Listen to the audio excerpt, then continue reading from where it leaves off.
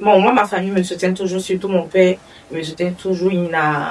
Au contraire, il m'a consolé. Il a dit, c'est pas grave, tu fais des projets, ça floppe, tu te relèves, tu peux encore, tant que tu vis, comme on dit, tant qu'il y a la vie, il y a de l'espoir. Tu peux encore ouvrir. C'est pas grave, mais c'est surtout ton entourage.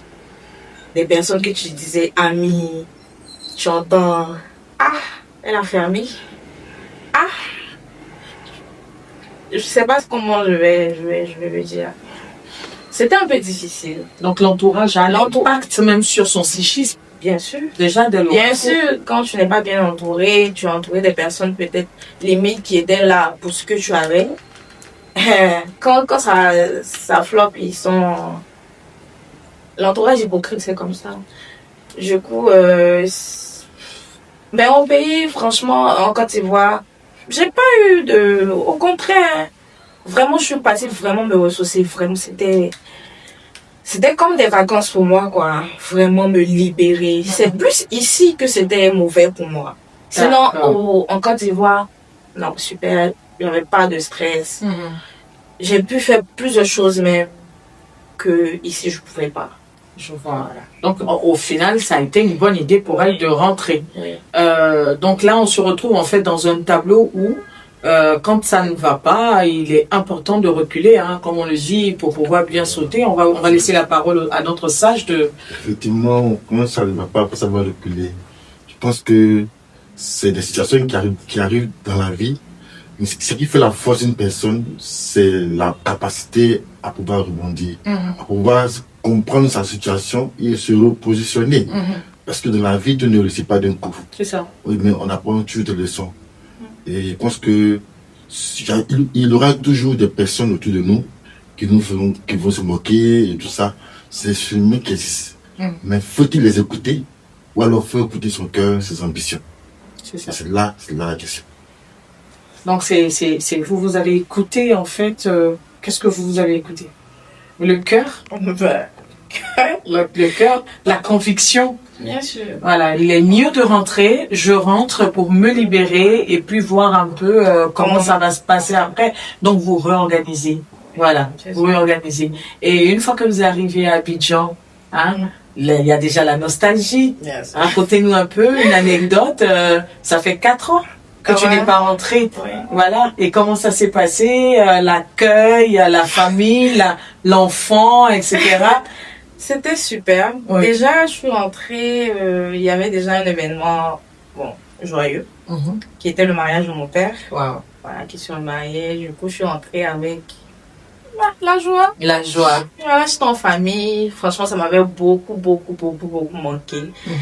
Voilà, parce que nous sommes nombreux. Et du coup, quand tu te retrouves seul, pendant plusieurs années, quand tu rentres, tu vois, tu es entouré de ta famille, tes frères, tes soeurs. Nombreux à peu près combien, si c'est pas indiscret?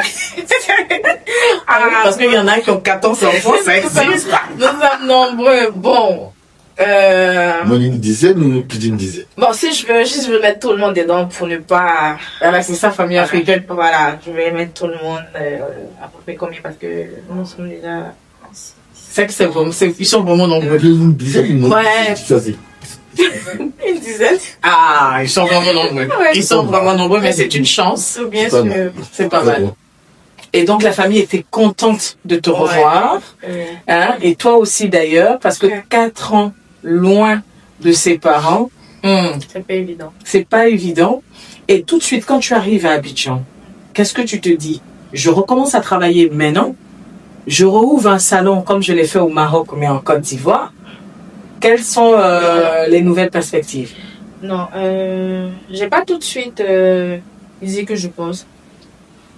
Je partais, comme j'ai dit, j'étais en dépression, donc je partais même pas pour, comment je vais dire ça, pour travailler, pour bosser, non.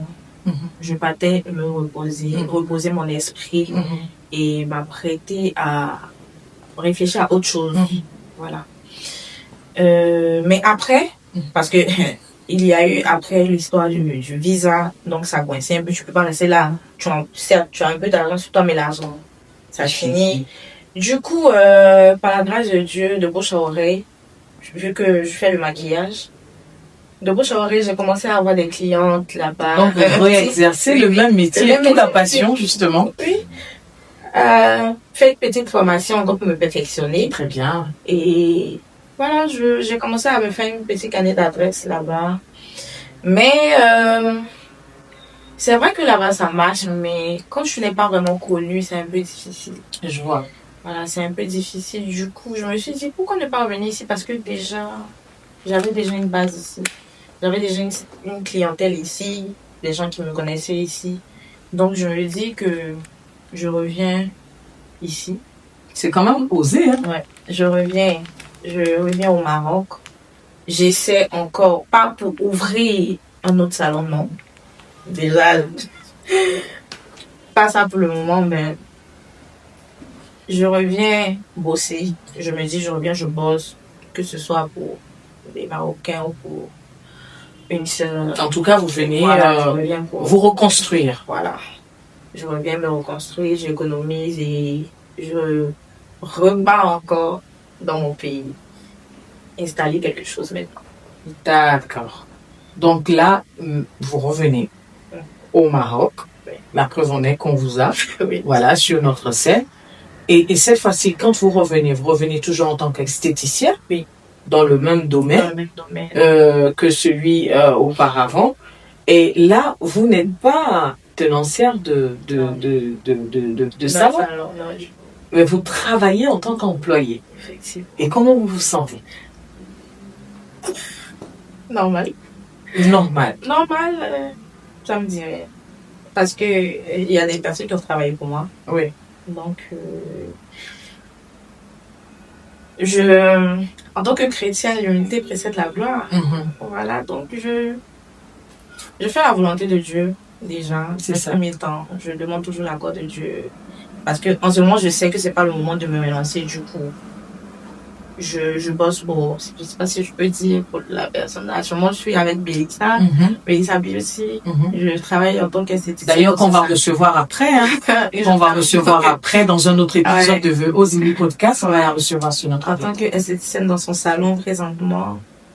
Et ça ne me dit absolument rien parce que à ses côtés aussi, j'apprends plus. C'est ça. Voilà, côté coiffure, je regarde un peu ce qu'elle fait, j'apprends encore. Donc là, on parle de résilience.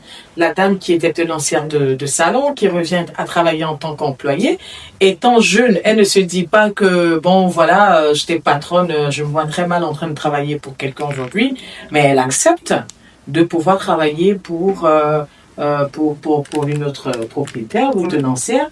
Bien dit. Sa foi lui enseigne que c'est le force. C'est le force de revenir au plus bas pour tenir en haut. Il faut avoir vraiment le moral. Il faut avoir la force. Et j'aime bien ce qu'elle dit parce que elle a ses ambitions, elle a ses objectifs. Quand tu as des objectifs, tu fixes ces objectifs, mais tu ne fixes pas ton ego. C'est ça. Souvent, c'est l'ego qui nous empêche vraiment de pouvoir réaliser ce grand projet auquel nous sommes appelés. Voilà, il faut savoir souvent se faire petit pour pouvoir grandir. Donc vraiment, beaucoup de courage. C'est ça, donc pour paraphraser, pour monter, il faut descendre. Bien sûr. Donc là, elle est employée et ça se passe plutôt bien, la collaboration. Déjà, Mélissa, à qui on dit un coucou, hein, et merci, parce qu'elle pouvait ne pas l'accepter.